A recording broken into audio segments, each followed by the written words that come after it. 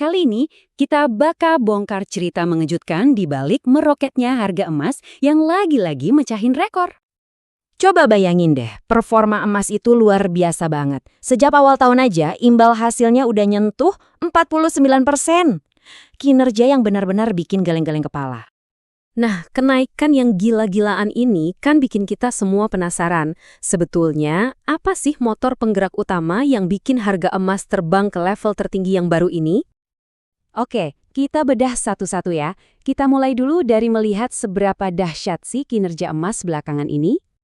Coba deh lihat data dari World Gold Council ini. Kelihatan jelas banget kan, performa emas di awal 2025 ini benar-benar ninggalin aset-aset besar lainnya, mulai dari saham sampai komoditas, jauh di depan. Tapi kan pertanyaannya, kenapa? Nah, untuk jawab itu, kita perlu ngintip sedikit ke dapur ekonomi. Ada satu indikator penting yang seringkali nggak banyak orang perhatikan. Kuncinya ada di konsep yang namanya imbal hasil real. Gampangnya gini deh, ini tuh keuntungan bersih investasi kita setelah digerogoti inflasi. Misalnya, bunga deposito kamu 5%, tapi inflasi 3%, ya imbal hasil real kamu cuma 2%, itu keuntungan sebenarnya. Nah, di sini nih letak keajaibannya. Analisis dari long-term trends itu nunjukin pola yang konsisten banget. Setiap kali imbal hasil real turun, harga emas justru cenderung naik.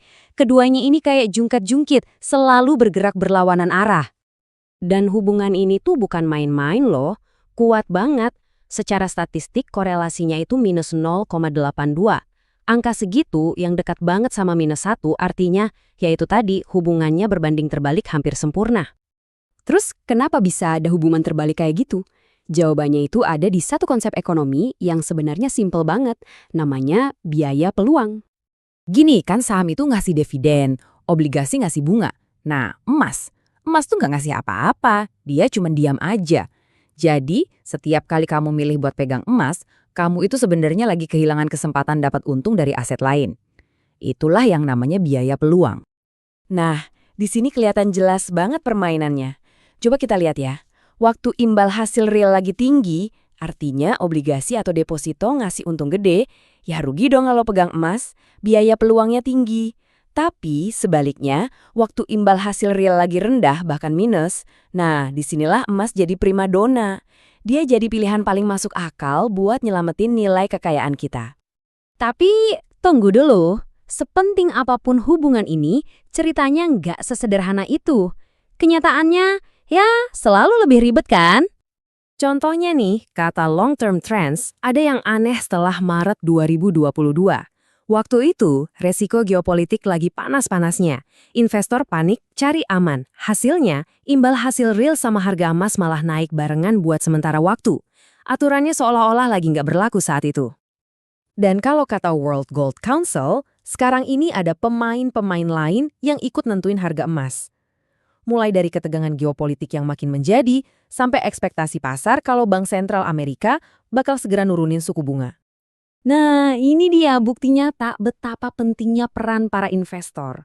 Coba lihat dana yang masuk ke ETF emas, itu loh cara gampang buat investor retail beli emas mengalir deras. Ditambah lagi, posisi bullish di pasar berjangka juga nunjukin kalau intinya banyak pemain kakap yang yakin banget harga emas bakal terus meroket. Oke, jadi dengan semua info ini, apa dong artinya buat kita yang ngikutin pasar? Mari kita lihat dashboard yang perlu kita pantau buat nebak langkah emas selanjutnya. Intinya sih, ini kayak main timbangan. Di satu sisi ada pendorong utamanya, yaitu si imbal hasil real tadi. Tapi di sisi lain, ada faktor-faktor liar dari dunia nyata yang nggak bisa ditebak, kayak politik dan kebijakan bank sentral. Nah, kira-kira beginilah dashboard yang dipelototin sama para analis profesional. Nggak usah pusing sama detailnya, idenya simpel aja kok. Mereka liatin grafik harga emas di satu layar, sambil ngawasin pergerakan imbal hasil real di layar satunya lagi. Keduanya saling terkait. Nah, semua ini akhirnya membawa kita ke satu pertanyaan besar buat dipikirin. Dengan dunia yang kelihatannya makin nggak menentu, apa hubungan klasik antara emas dan imbal hasil real ini bakal tetap jadi panduan utama?